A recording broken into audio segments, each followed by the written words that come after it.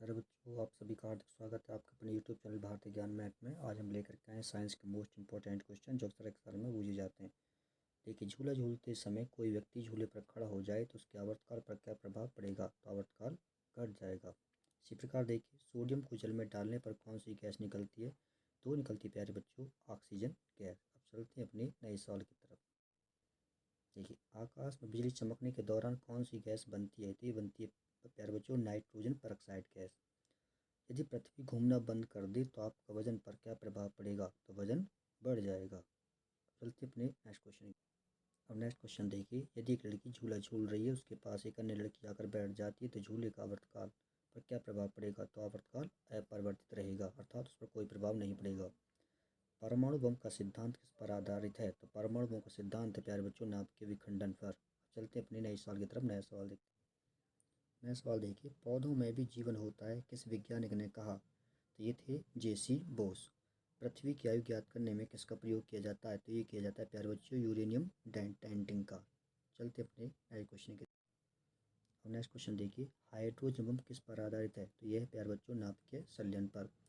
विद्युत मोटर किस सिद्धांत के अनुसार कार्य करती है? तो विद्युत मोटर करती है फैराडे के नियम के आधार पर।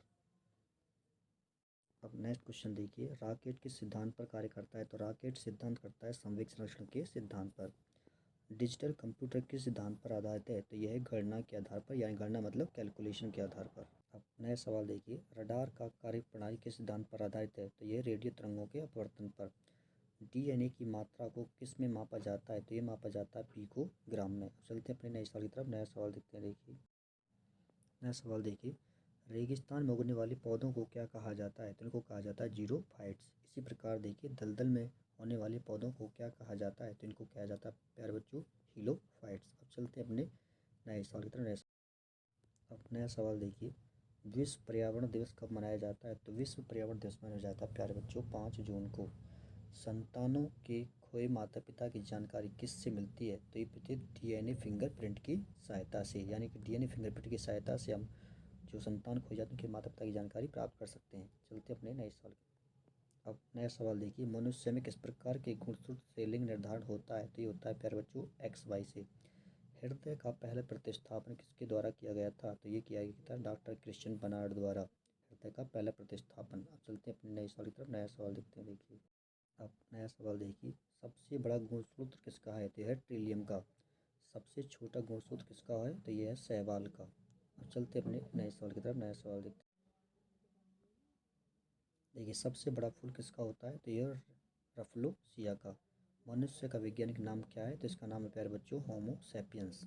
चलते हैं अपने नए सवाल की तरफ। नया सवाल देखिए। नेक्स्ट सवाल देखिए, लीची का खाने योग्य भाग कौन सा होता है? तो ये होता है एरियल। सबसे छोटा फूल किसका होता है? तो ये होता है वुल्फिया का। चलते अपने नए सवाल की तरफ। नया सवाल देखते हैं। देखिए, आप नेक्स्ट क्वेश्चन देखिए, पानी का अपवर्तनांक कितना होता है? तो ये पॉइंट होता है 1.33। टेटनस रोग किसके कारण होता है? तो होता है बैक्टीरिया के कारण टेटनस रोग होता है। चलते अपने नए सवाल की तरफ। अब नेक्स्ट क्वेश्चन देखिए, समुद्री जल का पीएच मान कितना होता है? तो समुद्री जल का पीएच मान होता है 8.4। किस अम्ल का प्रयोग सीसा संचायक बैटरी बनाने में किया जाता है? तो इसका नाम प्यारे बच्चों, सल्फ्यूरिक अम्ल।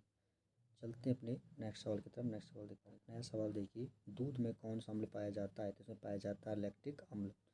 खैरा रोग किस रोग से संबंधित है? मतलब किससे संबंधित खैरा रोग? तो होता है प्यारे बच्चों, धान से, यानी धान में कौन सा रोग होता है? खैरा रोग। चलते अपने नए सवाल की तरफ। नया सवाल देखते हैं। देखिए, सेरीकल्चर किससे संबंधित है? तो सेरीकल्चर रेशम उत्पादन से।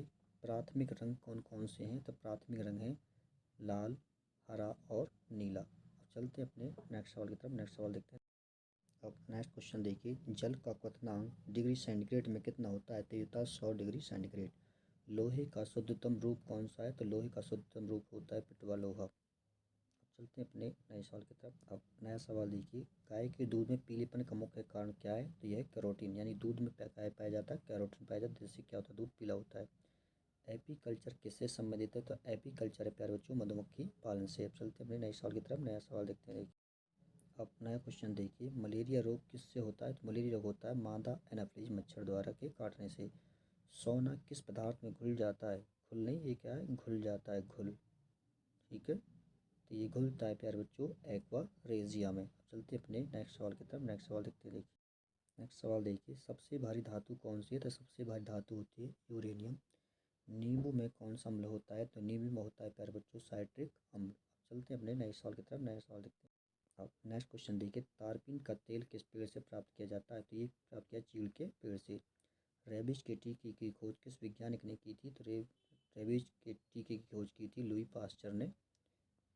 चलते अपने नेक्स्ट सवाल। क्वेश्चन देखिए, कौन सा अम्ल पेट के जीवाणु का नाश करता है? तो उसका नाम है प्यारे बच्चों HCl। तंबाकू में पाए जाने वाला रसायन कौन सा होता है? तो तंबाकू में पाया जाता है निकोटिन। क्या पाया जाता है? निकोटिन। चलते अपने नेक्स्ट सवाल की तरफ।